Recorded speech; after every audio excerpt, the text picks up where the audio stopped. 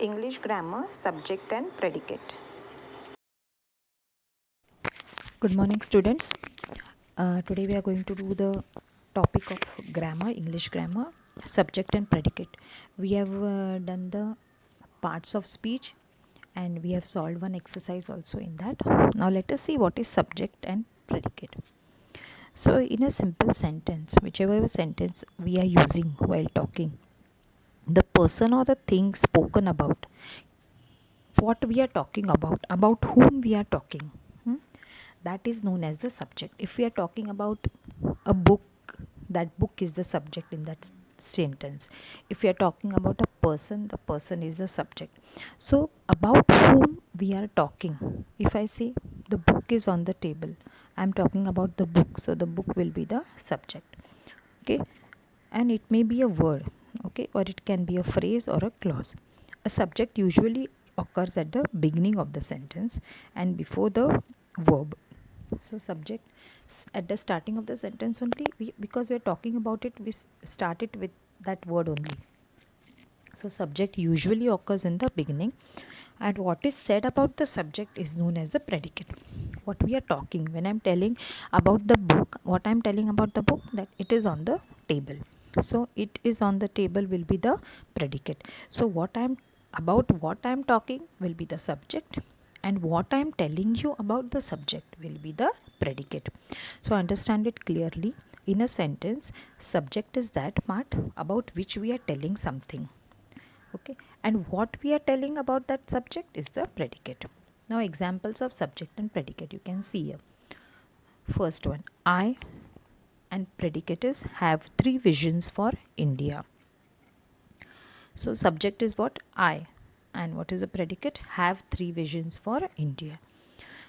Second sentence, no human agency could have stopped Ramanujan. A third drop fell. To believe this is to see angels. Dr. Williams, with 6 staff doctors, performed complicated operation. You can see from the picture what is the subject and what is the predicate. Now there are some exceptions to the rule. Exceptions to the rule means which do not follow the rule. What are this? In very rare cases, the subject appears late in the sentence and even after the full finite work. Sometimes, now here we saw all the subject in all the sentences. Here the subject was at the beginning and then was the predicate. But sometimes what happens, in rare cases, exceptional cases, the subject occurs at the end. Now let us see in this sentence. The sun, the star, the moon, the stars he made. Now usually this takes place in poems, okay, not in prose part. Now this is also we have seen about this is in our poem, isn't it? So the sun, the moon, the stars he made. So actually when we write it in a sentence form, how should it be? He made the sun, the moon, the stars. So then the subject would be in the beginning. But here, because it is a poem, there is some liberty taken by the poet, and he can write the subject later. So he is the person who is what he made. So he is the subject, but it comes in the later state. Okay. In imperative sentences, that is the sentence containing a command, an order, or an instruction or request, the subject you is implied. When I say come in, okay, so who I am telling that come in? You, whoever is standing at the door. Okay, sit down. Whom I am telling to sit down? The person who is standing. So I am not telling you sit down. Okay, I just tell sit down because it is directed at the person who is standing. When someone is standing at the door, I don't say you come in, because it is understood that the person at the door has to come in. So when I tell you open your book to page 5, see this example. So I'm telling whom? You means if it is in the class, I'm telling all the students. So that is the subject. You all open your books to page 5. So I have not sent, I don't say the word you all, but it is implied. Implied means it is understood that I am telling it to you. Okay, read the passage carefully. So I'm telling it to someone to read the passage carefully. That someone whom I'm telling is the subject. Let us see the activity. Pick out the subject in each of the following sentence. First one is done for you. Not one of them was prepared to face the Pandit. So what is the answer here? Not one of them is the subject. Mahisha means a buffalo. What is the subject over here?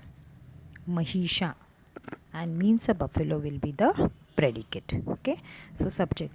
I'll give you some sentences. I'll send a picture where you will have to find out the subject in the sentences. Now let us see about the predicate. Underline the predicate in each of the following. The first one is done for you. Coins rained freely. Now what is the subject here? Coins. After subject, whatever is the remaining part will be the what is told about the coins, that they rained freely. So rained freely will be the predicate. In the second sentence now, the sun, the moon, the stars he made. Now here we have to be careful. He made will be the subject, and what will be the predicate over here? What did he make? What did he make? He means who here? God. So what did God make? The sun, the moon, the stars. So the predicate will be the sun, the moon, the stars. Okay. This also picture I will send you so that you will be able to solve this exercise. So I think you will have followed what is subject and predicate. So in the given sentences which I will send the picture of, you will find the subject and the predicate also.